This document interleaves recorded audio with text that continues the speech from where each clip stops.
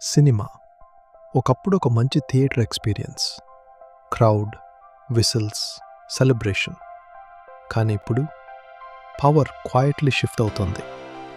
Screen మీద కనిపించేది story, కానీ స్క్రీన్ వెనుక జరుగుతోంది business war. Chapter 1, the shift. ఒక సినిమా రిలీజ్ అవ్వకముందే ప్రొడ్యూసర్స్ సేఫ్ అవుతున్నారు because of OTT advance deals. Theatre collections రాకముందే డిజిటల్ మనీ లాక్ అవుతుంది. ప్రొడ్యూసర్స్ యొక్క సగం ఇన్వెస్ట్మెంట్ ఇక్కడే వచ్చేస్తుంది. So movie success public talk మీద కాకుండా ఓటీటీ ప్లాట్ఫామ్స్ డీల్స్ మీద డిపెండ్ అవుతుంది.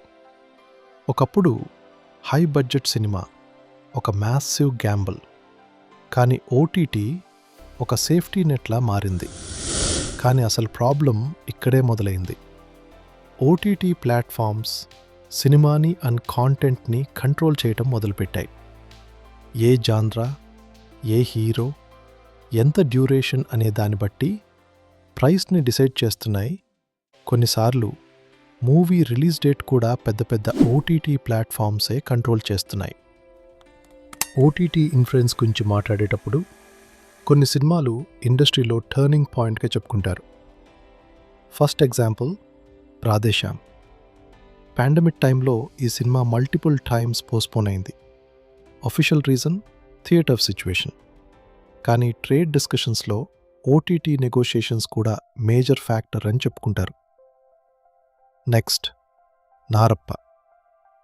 ఇనిషియల్లీ వాళ్ళు థియేటర్లో రిలీజ్ చేద్దామని ప్లాన్ చేసుకున్నారు, కానీ తర్వాత డైరెక్ట్ ఓటీటీలో రిలీజ్ చేశారు. ఇండస్ట్రీ ఇన్సైడర్స్ దీన్ని సేఫ్టీ ఫస్ట్ డిసిషన్గా డిస్క్రైబ్ చేశారు.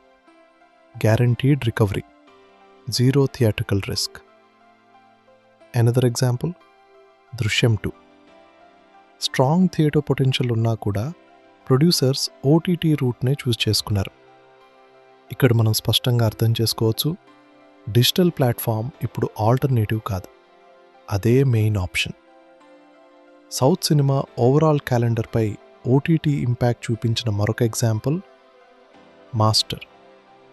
హ్యూజ్ ఓటీటీ ఆఫర్స్ ఉన్నప్పటికీ రిలీజ్ డేట్ రిపీటెడ్లీ షిఫ్ట్ అయింది because of negotiations, theatre confidence, market timing. Creative decisions కూడా ఓటీటీ బిజినెస్ మీద డిపెండ్ అయి తీసుకుంటున్నారు.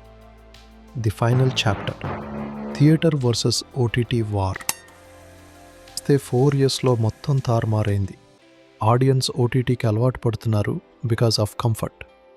పెరుగుతున్న ticket prices and popcorn prices వల్ల ఆడియన్స్ థియేటర్కి దూరం అవుతున్నారు. మీరే చెప్పండి, ఫ్యామిలీ అందరితో కలిసి పెరిగిన ప్రైసెస్తో థియేటర్లో చూడటం బెటరా, లేక నెల రోజుల తర్వాత ఓటీటీలో కంఫర్టబుల్గా ఇంట్లో చూడటం బెటరా? దీనికి రీసెంట్ ఎగ్జాంపుల్ ద రాజా సాబ్ మూవీనే. ఒకప్పుడు పెద్ద స్టార్ హీరో మూవీ సంక్రాంతి పండుగకి వస్తుంటే టాక్తో సంబంధం లేకుండా థియేటర్స్ హౌస్ఫుల్ అయ్యేవి.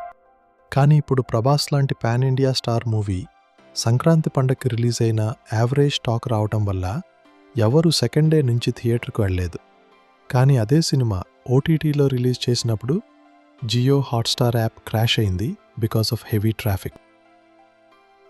థియేటర్ ఓనర్స్ ఫియర్ కూడా ఇదే, ఆడియన్స్ ఇంట్రెస్ట్ తగ్గుతోంది.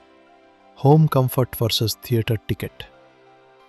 సినిమా హాల్ ఎక్స్పీరియన్స్ అనేది ఒక ఎమోషన్, బట్ ఓటీటీలో చూడటం ఒక comfort. Future battle, emotion versus comfort.